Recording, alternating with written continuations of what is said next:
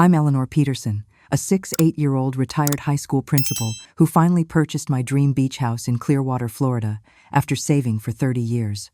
Standing on my porch this morning, coffee mug trembling in my hand, I watched the aftermath of what could only be described as a hurricane of disrespect.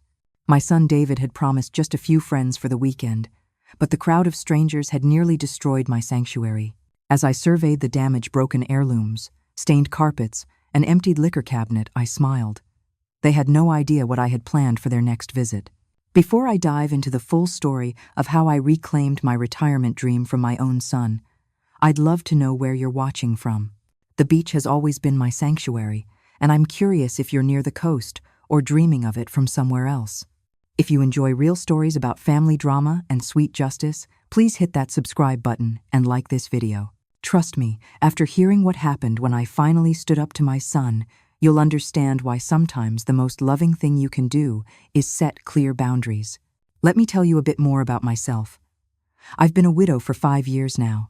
My husband Robert was a wonderful man who fought a long battle with cancer before he passed. We were married for 42 years, and raising our only son David together was both our greatest joy and our greatest challenge. I dedicated my life to education, working my way up from a high school English teacher to principal over a 30-year career. During those years, Robert and I scrimped and saved every penny we could to put David through college without student loans. We wanted to give him a debt-free start in life, even if it meant postponing our own dreams. Robert and I had always talked about retiring to a beach house, somewhere peaceful where we could watch the sunrise over the ocean every morning.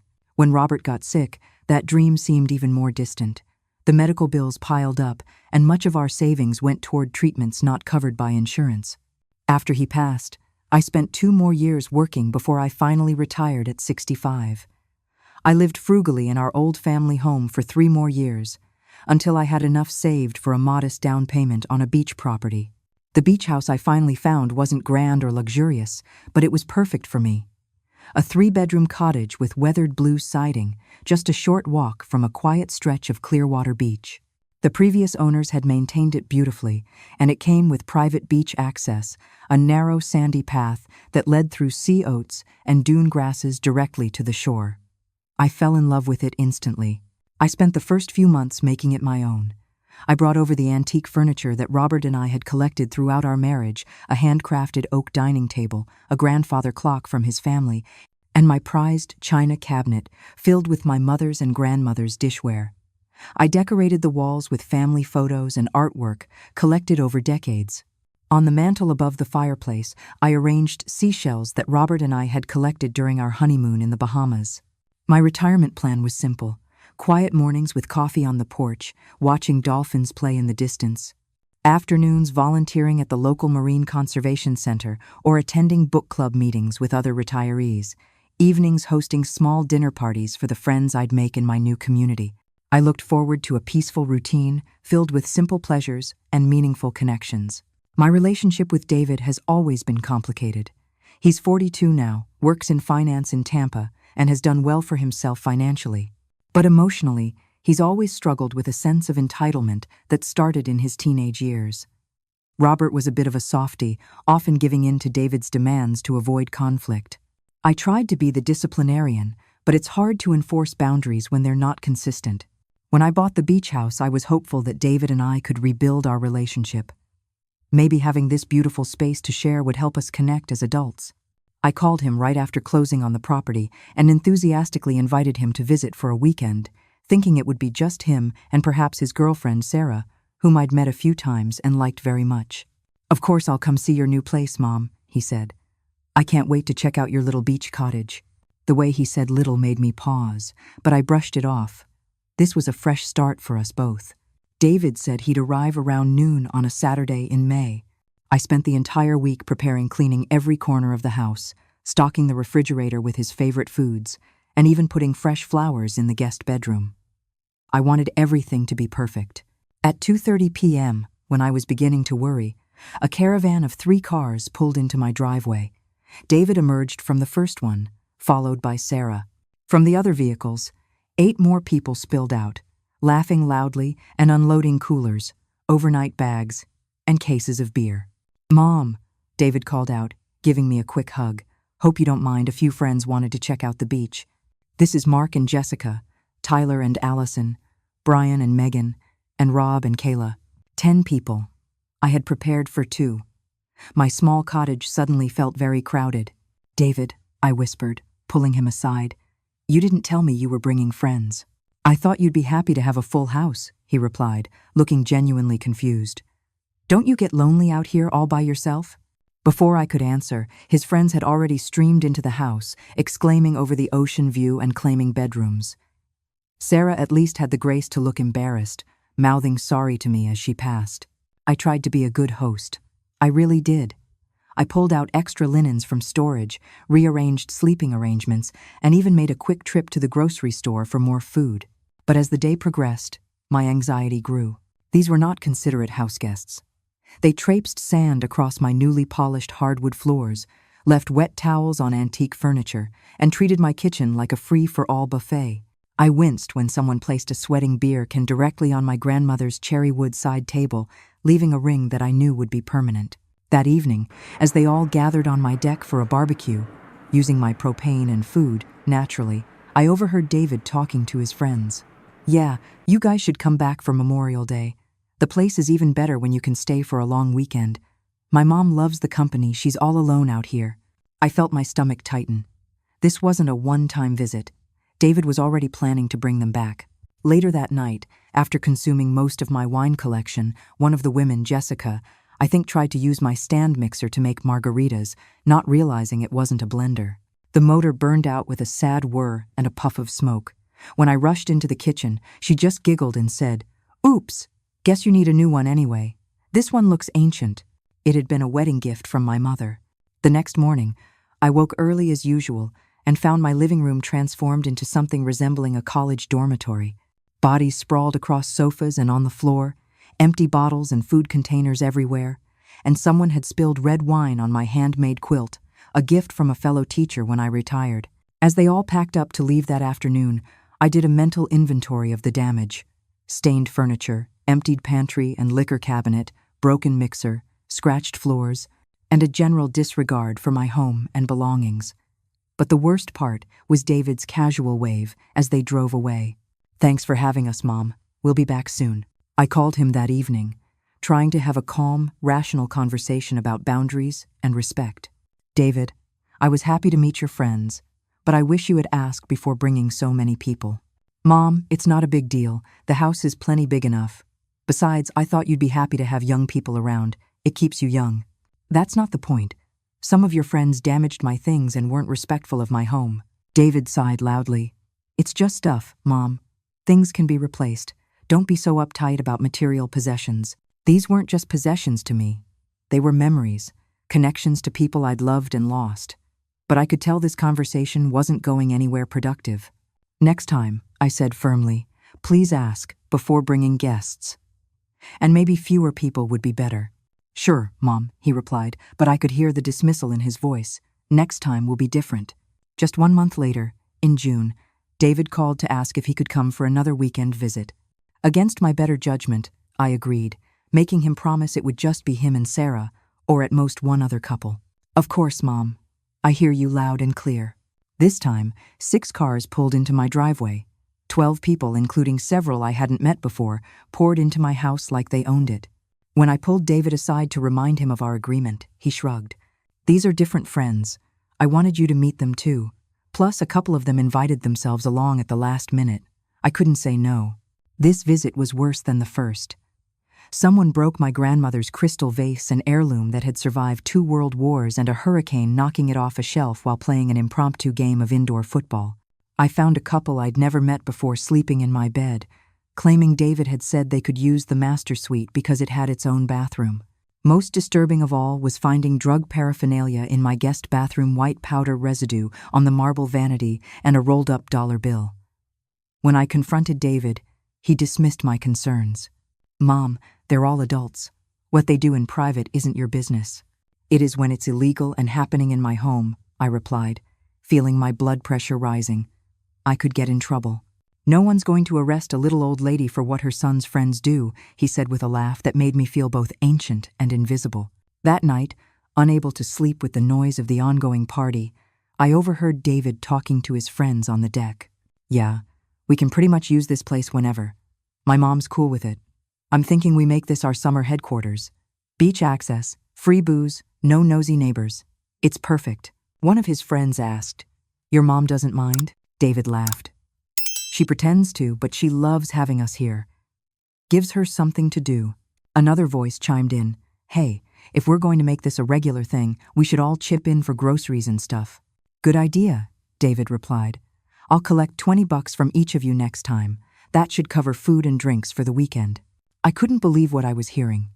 My son was planning to charge his friends to stay at my house without my permission and without sharing any of that money with me to cover utilities or wear and tear.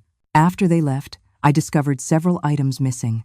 A pair of silver earrings Robert had given me for our 30th anniversary, some expensive kitchen knives, and about $200 in emergency cash I kept in a drawer in my home office.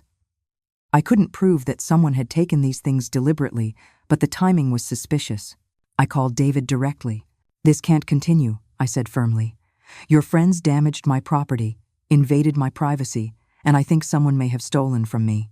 Are you seriously accusing my friends of stealing?" He shot back. "Maybe you just misplaced your stuff.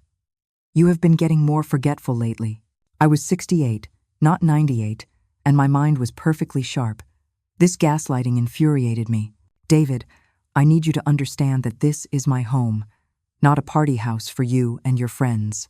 "God, Mom, you're being so dramatic. After everything I've been through this year with the divorce and changing jobs, I thought you'd be happy I'm having some fun. I guess I was wrong. David had separated from Sarah months ago, not that he'd bothered to tell me, and he'd changed jobs by choice for a higher salary. These were hardly traumatic life events, but he wielded them like weapons of guilt.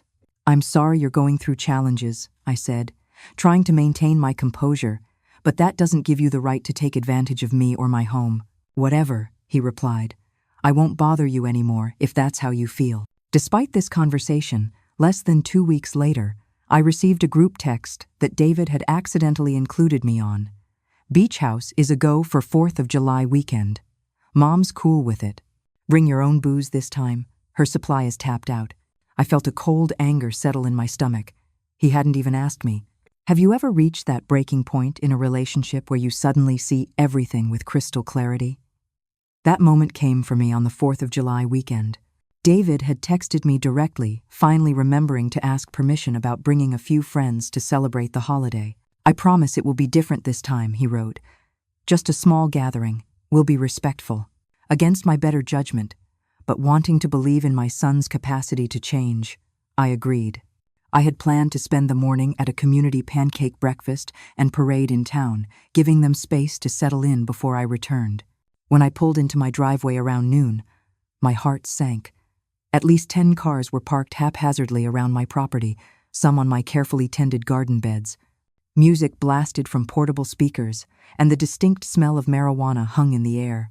I counted over 20 people, most of whom I'd never seen before, sprawled across my lawn, deck, and inside my home. Coolers of alcohol lined the hallway, and someone had moved all my living room furniture to create a makeshift dance floor. I searched for David among the crowd, finally finding him by the grill on my deck, drinking beer with a group of men. "David," I said, keeping my voice low to avoid making a scene, "what is this? You promised a small gathering." He had the audacity to look annoyed at the interruption. "It is small, Mom. You should see the parties at Mark's lake house. This is nothing. This is my home, not a public venue," I insisted. He rolled his eyes. "Can we talk about this later? I'm kind of in the middle of something." Defeated, I retreated to my bedroom, only to find the door locked from the inside. After knocking repeatedly, a young couple emerged, looking disheveled and not at all embarrassed about using my private space without permission. As I finally entered my sanctuary, I noticed items had been moved. My jewelry box was open, dresser drawers slightly ajar. I checked my hiding spot for important documents and was relieved to find my passport and birth certificate still there, but the envelope of cash I kept for emergencies was significantly thinner. Most disturbing of all, I discovered that someone had moved my collection of photo albums and keepsakes from my bedside table to a cardboard box in the garage, labeled "Old Stuff" in David's handwriting. These contained irreplaceable memories, photos of Robert and me throughout our marriage, David's baby pictures, love letters, pressed flowers from special occasions. While retrieving my precious memories from exile, I overheard two women in the kitchen. "Whose house is this anyway?" one asked. "David's mom's place, but he says she's cool with us using it." Personally, I think the decor is super dated. All this old lady stuff everywhere. I know, right? Those porcelain figurines are creepy. But hey, free beach house for the weekend. Can't complain. Their casual disregard for my home and belongings stung, but their next exchange was what truly broke my heart. David said she's hardly ever here anyway. Apparently, she stays with her sister a lot. I don't have a sister. This was a complete fabrication to make my absence seem normal, to justify his appropriation of my home. I retreated to the guest bedroom, the only room not occupied by strangers, and tried to process what was happening. While there, I noticed Robert's watch was missing from the small display case where I kept it. This wasn't just any watch. It was a vintage Omega that had belonged to his father, given to him on our wedding day. David knew its significance. When I confronted him about the watch, his response left me speechless. "It's just stuff, Mom. Lighten up. You don't even wear it." "It was your father's watch, David. It's irreplaceable." He shrugged. "Dad's gone. He doesn't need it anymore. Besides, it's probably just misplaced with all these people around." That was the moment I knew I needed to leave my own home. I packed an overnight bag and called my friend Marge, who lived about 20 minutes away. "Of course you can stay, Eleanor," she said. "But shouldn't they be the ones leaving?" "I don't have the energy for that confrontation right now," I admitted, feeling a deep weariness settle into my bones. I left without saying goodbye to David, doubting he would even notice my absence. When I returned on Monday morning, after the holiday weekend, the destruction was worse than I had imagined. Empty bottles and trash everywhere. Cigarette burns on my sofa. A large stain on my carpet that smelled suspiciously like vomit. Holes punched in 2 walls. My refrigerator emptied of food. A broken toilet that had overflowed, causing water damage to the bathroom floor and ceiling below. And most heartbreaking of all, I found Robert's letters to me, which I'd stored in a special box in my closet, scattered across the guest room, some used as impromptu coasters, others crumpled and stained. David was gone, of course. He'd left a note. "Great weekend. Tidied up as much as we could. Talk soon." I sat on my porch steps and cried. The contractor I called to assess the damage estimated repairs would cost at least $5,000 money. I simply didn't have to spare on my fixed retirement income. If you've ever felt betrayed by someone you love, you know that hollow ache that settles in your chest. I had sacrificed so much for David throughout my life, and this was how he repaid me, by treating my dream home, my sanctuary, like a free hotel he could loan out to impress his friends. Before I tell you what happened next, I'd love to hear if you've ever had to stand up to a family member who crossed your boundaries. It takes tremendous courage to confront the people we love when they hurt us. If this story is resonating with you, please consider subscribing to hear more real-life family drama stories with satisfying endings. Sometimes, the most important lessons come from our most painful experiences. "He's taking advantage of you, Eleanor," Marge said bluntly over coffee at her kitchen table the next day. "And it's not going to stop until you set firm boundaries." Marge had been my friend since our teaching days, and she never sugar-coated anything. That's why I loved her. "I know," I sighed, "but he's my son, my only child. And that's exactly why you need to do this," she insisted. "What kind of life lessons are you teaching him by letting him walk all over you? You're enabling behavior that's making him a worse person." Her words hit home. As an educator for over 3 decades, I had always believed in the importance of boundaries and consequences. How many times had I sat across from parents in my office, gently but firmly explaining that their child's behavior wouldn't improve without consistent limits? Yet here I was, failing to apply those same principles to my own adult son. "What would Robert say if he could see how David is treating you and your home?" Marge asked softly. The question brought tears to my eyes. Robert had always been more lenient with David than I was, but he would never have tolerated this level of disrespect. "He would be heartbroken," I admitted. That afternoon, I made an appointment with James Holloway, the attorney who had handled Robert's will and our estate planning. I explained the situation, half expecting him to dismiss my concerns as trivial family drama. Instead, he leaned forward, his expression serious. Eleanor, what you're describing goes beyond inconsiderate behavior. There's potential theft, property damage, and a clear pattern of taking advantage. You have options. We discussed the legal realities. As the sole owner of the property, I had every right to determine who could enter my home and under what conditions. We talked about formal written agreements, trespassing laws in Florida, and the potential need for restraining orders if things escalated. I don't want to sue my son, I clarified. I just want him to respect my home and my boundaries. Sometimes the threat of legal consequences is enough, James advised, but you need to be prepared to follow through if necessary. Over the next week, I educated myself on property laws and tenant rights. I researched security systems and cameras. I reached out to other retired administrators from my school district, many of whom had dealt with entitled adult children of their own. My friend Gloria, a retired family counselor, offered particularly helpful advice. You need to separate your role as David's mother from your role as a property owner. When it comes to your home, you need to be the landlord, not the mom. That distinction helped clarify my thinking. As a principal, I had never allowed students to disrespect school property without consequences, regardless of how much I cared about them personally. The emotional process wasn't easy. I spent several tearful nights looking through old photo albums, remembering David as the sweet, curious boy he had once been. Where had that child gone? Had my parenting contributed to the entitled adult he'd become? The guilt and self-doubt were overwhelming at times.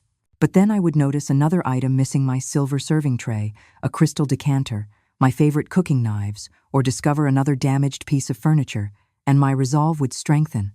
The final push came when I discovered, through a Facebook post I was accidentally tagged in, that David had already promised his friends they could use his beach house for Labor Day weekend. Annual beach bash at my place, the post read. 3-day weekend of sun, sand, and no limits. Accompanying the text were photos from July 4th weekend, my home filled with strangers, cups raised in toasts, people I'd never met sleeping in my bed, using my things. In one particularly galling image, someone wore Robert's fishing hat, a treasured possession I kept on a hook by the back door.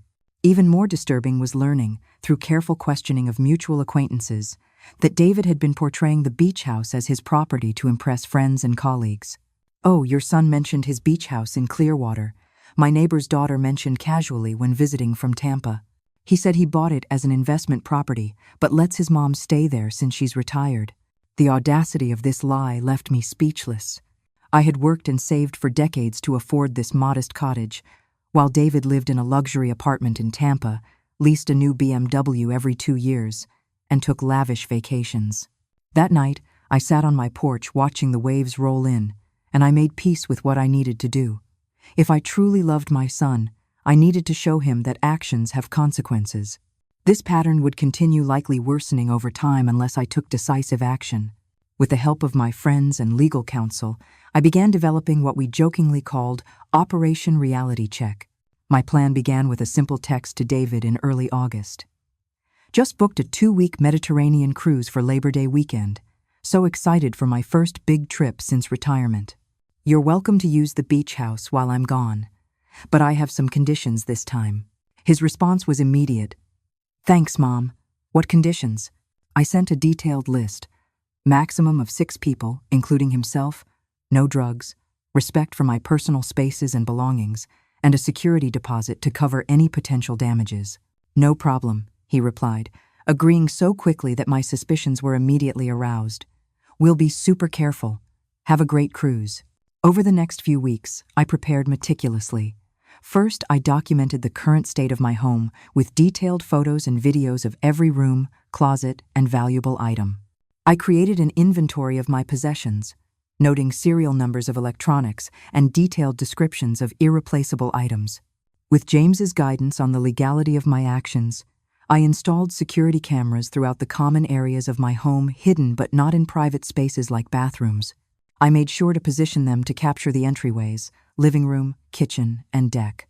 I visited my neighbors one by one, explaining the situation and asking them to alert me if they noticed excessive noise, parking problems, or concerning behavior over the holiday weekend. Most were retirees like myself who had already been annoyed by previous parties and were happy to be part of my plan. I even took the step of meeting with the local police department's community liaison officer, explaining that I was concerned about unauthorized guests and potential property damage. He advised me on the proper procedure for reporting trespassing and provided his direct number if I needed assistance. "Better to have us informed ahead of time," he said kindly. "We get a lot of calls on holiday weekends, but I'll make a note about your situation." I removed my most precious possessions, photo albums, Robert's remaining personal items, family heirlooms, and important documents, and stored them securely with Marge. I moved all my jewelry and valuable small items to a safe deposit box at my bank. Then came what Gloria called the honeypot strategy. I strategically placed items throughout the house that looked valuable but weren't. Costume jewelry in my dresser, a decanter filled with colored water that resembled expensive scotch, empty electronics boxes in the garage suggesting valuable contents. My retired teacher friends enthusiastically joined Operation Reality Check. Marge, Gloria, and 3 others agreed to be on standby for the weekend, ready to provide backup and moral support. We even set up a group text called Beach House Justice League. My tech-savvy friend Howard helped me set up an app that would allow me to view the security camera feeds remotely from my phone. We tested it repeatedly to ensure I wouldn't miss anything important. I created a paper trail by sending David a formal email reiterating the conditions for using the house, which he again quickly agreed to. I asked him to confirm the exact number of guests, and he responded, "Just me, Mark, and maybe 2 others. Super chill weekend." In my final preparation, I drafted a formal notice of trespassing with James's help, a document that could be presented to unauthorized individuals on my property if necessary. As Labor Day weekend approached, I felt a mixture of emotions: sadness that my relationship with my son had deteriorated to this point, anxiety about potential confrontation, but also a growing sense of empowerment. For too long, I had allowed David's needs and wants to overshadow my own. It was time to reclaim my space and my dignity. The day before the holiday weekend, I packed a small overnight bag as if preparing for my cruise. David called to wish me a good trip and verify I'd be leaving the key in our usual hiding spot. "Have fun on your trip, Mom," he said, sounding genuinely warm for the first time in months. "Don't worry about anything here. I'll take good care of the place." "I'm sure you will," I replied, fighting to keep my voice steady. "Enjoy your weekend." Instead of heading to the airport, I checked into a small hotel just 10 minutes from my beach house. My friends and I gathered in my room that evening for final preparations, reviewing our roles and timing. It felt a bit like planning a heist, except we were the good guys. "Remember," James cautioned us, "the goal is to establish boundaries, not to humiliate David. Stay calm and focused on the facts." I nodded, though part of me, a part I wasn't entirely proud of, did want David to feel the sting of humiliation he'd earned through his actions. "Are you sure you're ready for this?" Marge asked me privately as the others chatted. "It's not too late to back out." I thought about my beautiful little beach house, purchased with decades of hard work and sacrifice. I thought about the peace and joy it was meant to bring to my retirement years. And I thought about the pattern of disrespect that would continue if I didn't take a stand. "I'm ready," I said firmly. "It's time." Friday morning of Labor Day weekend dawned bright and clear. From my hotel room, I watched the security camera feeds on my tablet as David arrived around 10 a.m., alone at first. He did a quick tour of the house, opening windows and turning on the air conditioning. He seemed relaxed, even whistling as he unpacked groceries and alcohol in the kitchen. By noon, cars began arriving. First came Mark and his girlfriend, then 2 more couples, then another group of 4. By mid-afternoon, I had counted 17 people, with more still arriving. The house was already becoming crowded, music blaring from portable speakers set up on my deck. David sent me a text, "Having a relaxing time at the house. How's the cruise ship?" I replied with a photo I'd found online of a cruise ship deck. "Beautiful, enjoying the Mediterranean sunshine." By evening, the party was in full swing. Through the security cameras, I watched as strangers made themselves at home in my space. Someone was mixing drinks using my blender. Another group had moved my dining room furniture to make room for a beer pong table. People I'd never seen before were rifling through my kitchen cabinets, using my dishes and glasses. Most concerning of all, I observed David collecting money from people as they arrived. He had a notebook where he appeared to be keeping track of who had paid. This wasn't just a friendly gathering, he was running an unauthorized business out of my home. I texted the Beach House Justice League group. Operation is a go for tomorrow morning. Meet at hotel at 9 a.m. That night, I barely slept, alternating between checking the camera feeds and rehearsing what I would say. I watched as the party continued well past midnight, growing increasingly rowdy. I saw someone spill an entire drink on my sofa without bothering to clean it up. I witnessed a couple having an intimate encounter in my kitchen, while others cheered them on. Most damning of all, I observed David giving people tours of the house, gesturing grandly as if showing off his own property. With the app's audio capability, I could hear snippets of his conversation. "Yeah, I got this place last year. Great investment. Ocean view from the master bedroom. Letting my mom stay here during the week since she's retired." The lies flowed easily from him, each one a fresh cut to my heart. Saturday morning, the crowd had thinned somewhat as late sleepers recovered from the previous night's excesses. Through the cameras, I saw David collecting another round of cash from new arrivals, clearly charging an entrance fee to my property. At exactly 10 a.m., our van pulled up outside my beach house. The Beach House Justice League assembled on my front lawn. Myself, Marge, Gloria, Howard, my neighbor Ted, and James the attorney. We must have looked like an unlikely strike force, a group of retirees on a mission, but I felt stronger knowing they had my back. I used my key to open the front door, then paused in the entryway, taking in the scene before me. About 20 people were scattered throughout my living room and kitchen, many still in pajamas or swimwear, nursing cups of coffee or morning beers. The damage was immediately apparent. Stains on the carpet, broken picture frames, furniture moved or damaged, and an overwhelming smell of stale alcohol and marijuana. For a moment, no one noticed our entrance. Then someone nudged David, who was sitting at my dining table counting money. He looked up, and the color drained from his face. "Mom?" he stammered, quickly shoving the cash into his pocket. "What are you? I thought you were on a cruise?" "Clearly," I replied, my voice steady despite my racing heart. "May I ask who all these people are, David?" A stunned silence fell over the room. Guests looked at each other in confusion. "Wait," said a young woman nearby. "This is your mom? You said she was in Europe for a month." David stood, visibly flustered. "Mom, I can explain. These are just a few friends." "I count 23 people in my home right now," I interrupted. "That's significantly more than the 6 you promised, wouldn't you say?" Some of his friends began gathering their belongings, sensing the awkwardness of the situation. Others just stared, drinks still in hand, apparently unsure if they should leave or stay for the unfolding drama. "And I'd be interested to know," I continued, gesturing to his pocket, "why you're collecting money from people to stay in my home without my knowledge or consent." "It's just for groceries and stuff," he muttered, not meeting my eyes. "Is that why you told everyone this is your beach house? For groceries?" One of the young men stepped forward. "Look, lady," David said, this was his place. "If there's some kind of problem..." James moved to stand beside me. "There is indeed a problem. I'm James Holloway, Mrs. Peterson's attorney.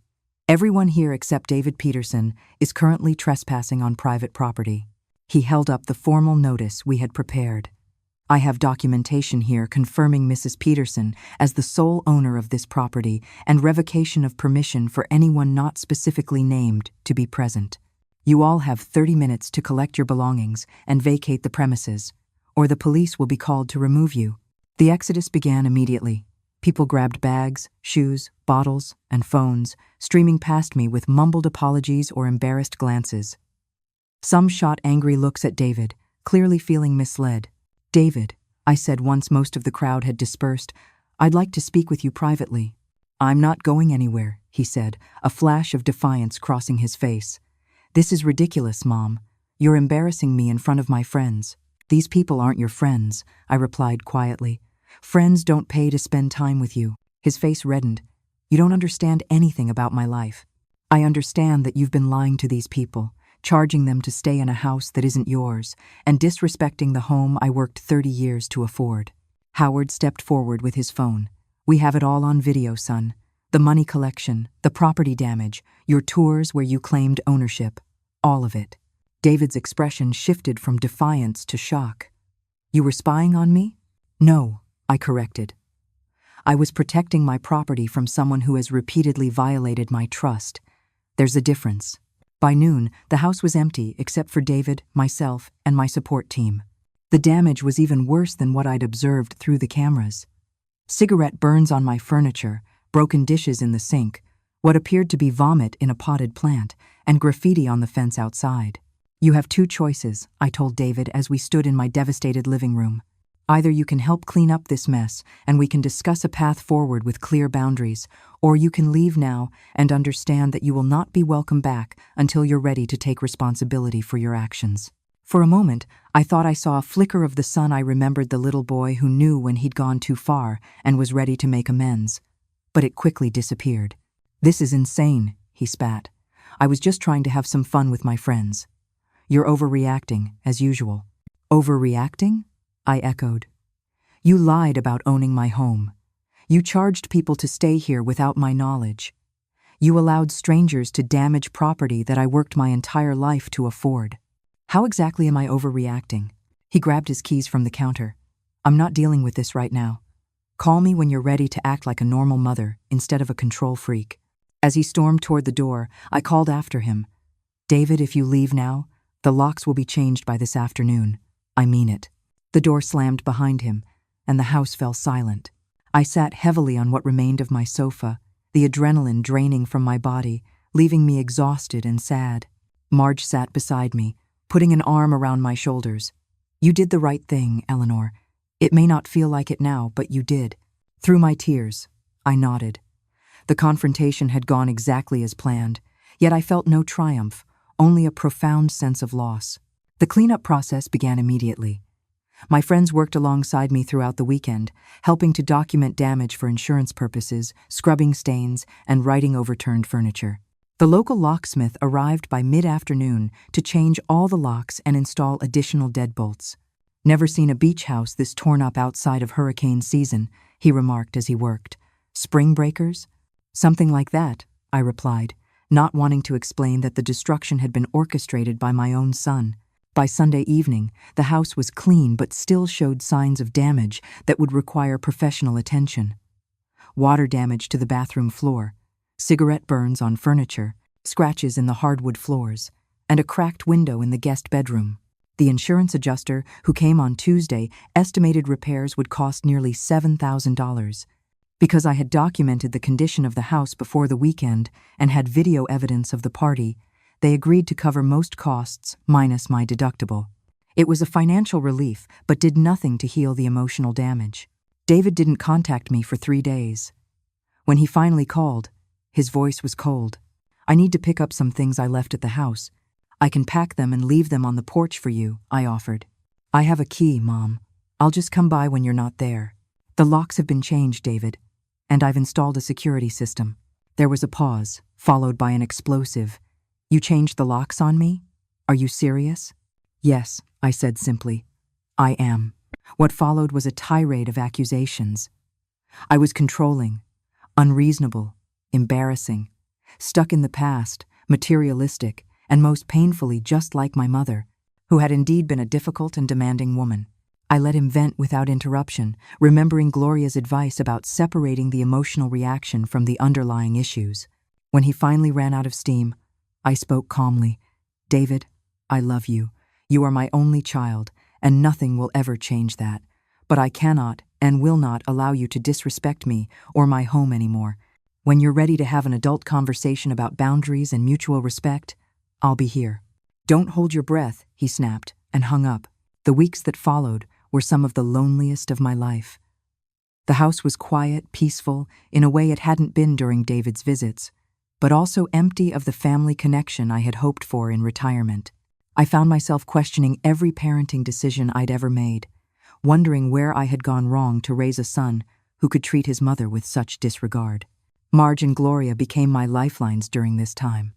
They checked in daily, invited me for dinners, and listened patiently as I cycled through grief, anger, guilt, and eventually, acceptance. "You didn't fail as a mother," Gloria assured me during one particularly tearful evening. "David is making his own choices as an adult. All you can control is how you respond to those choices." I consulted with a family therapist, who helped me understand the dynamics at play. It sounds like there's been a pattern of enabling behavior, she observed. Breaking that pattern is painful for both parties, but ultimately healthier.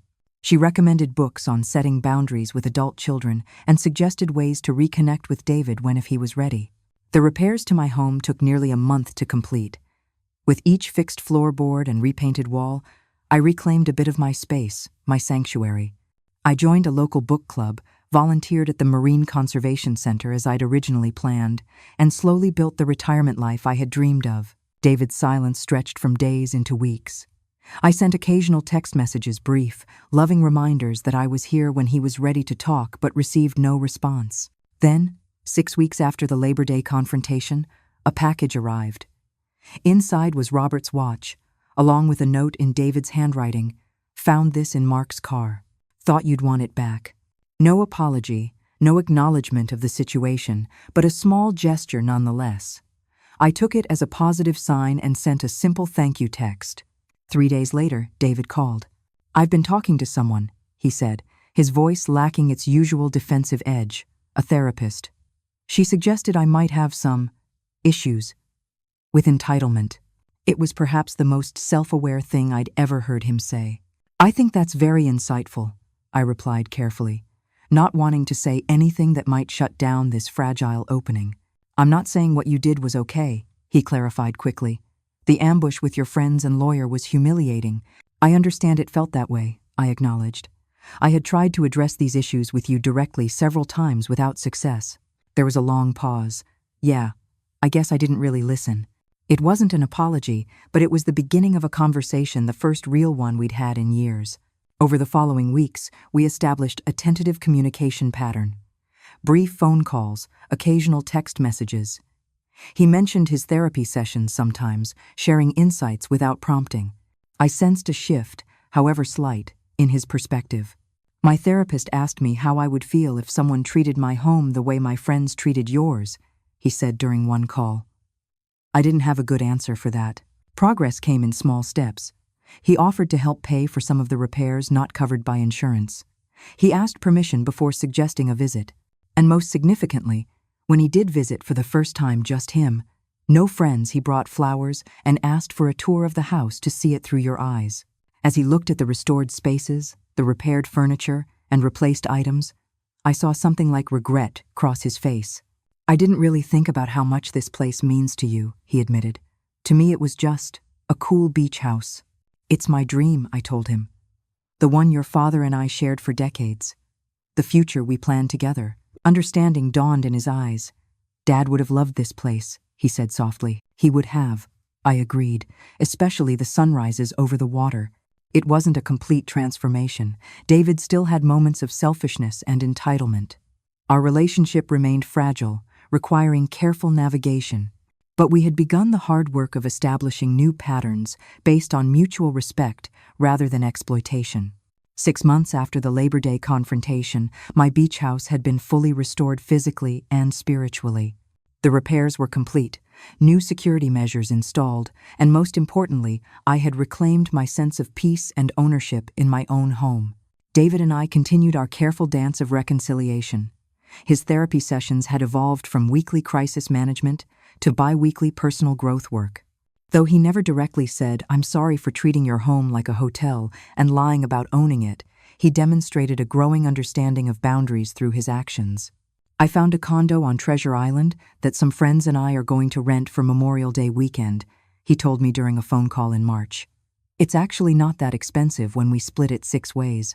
The fact that he was now willing to pay for accommodations rather than expecting to use my home for free marked significant progress. "That sounds like a wonderful plan," I told him. "I'm proud of you for organizing that." There was a pause before he asked, "Would you like to come over for dinner one evening while I'm there?" Just me and Sarah. Sarah, his ex-girlfriend, had apparently reconnected with him during his therapeutic journey. She had always been a stabilizing influence, and I was quietly pleased they were trying again. "I'd love that," I replied, noting how different this invitation felt, him inviting me to a space he had legitimately secured, rather than commandeering my home. Our first proper visit took place on a perfect April evening. David and Sarah came for dinner at the beach house, following all the new house rules we had established together. Advance notice, defined duration, respectful behavior, and limited guests. I welcomed them into a home that finally felt fully mine again. David noticed the changes immediately. "You rearranged the living room," he observed. "It looks good, opens up the ocean view better."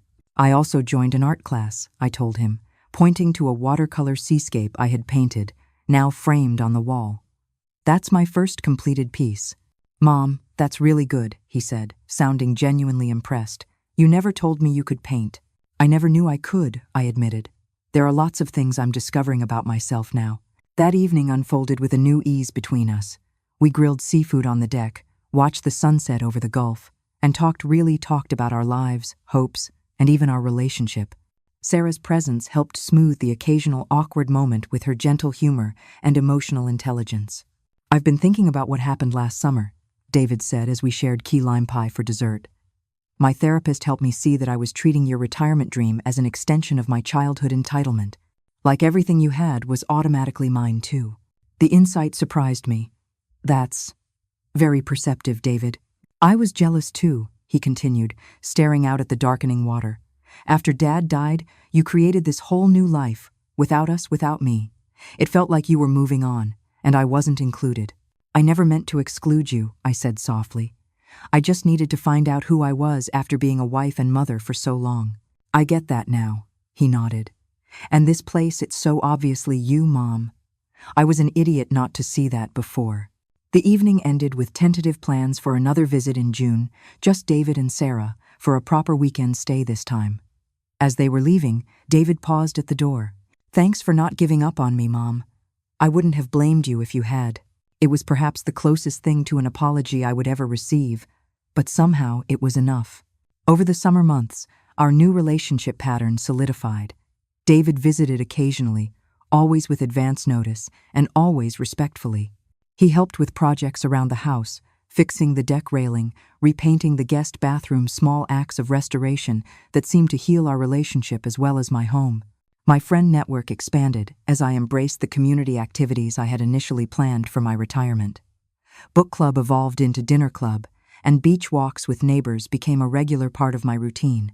I volunteered twice weekly at the Marine Conservation Center, eventually leading educational tours for school groups.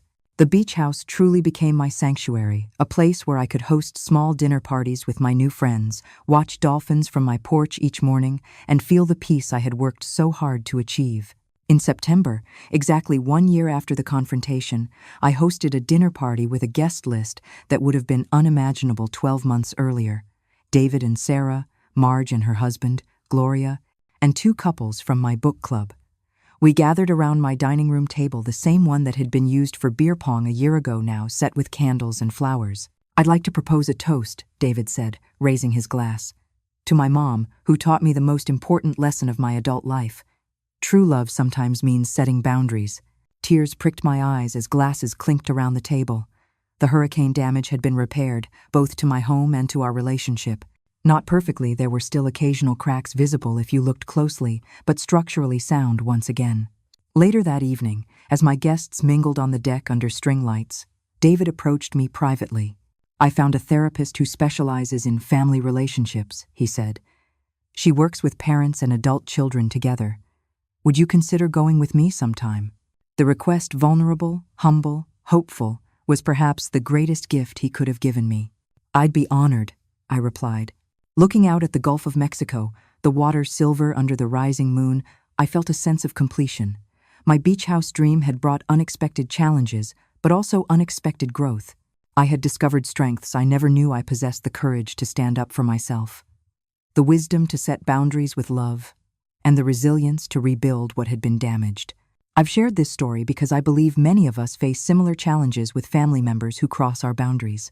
Whether it's an adult child, a sibling, or even a parent, learning to say no to those we love is often the hardest and most necessary thing we can do. If this resonates with your experience, I'd love to hear your thoughts in the comments. Have you ever had to establish firm boundaries with family? What happened when you finally stood your ground? If you found value in my story, please consider subscribing and sharing it with others who might be struggling with similar family dynamics. Sometimes, knowing we're not alone in these difficult situations is the most powerful gift we can receive. Thank you for listening to my journey from doormat to dignified, from enabling to empowered. I hope it inspires you to protect your own dreams and boundaries, whatever they may be.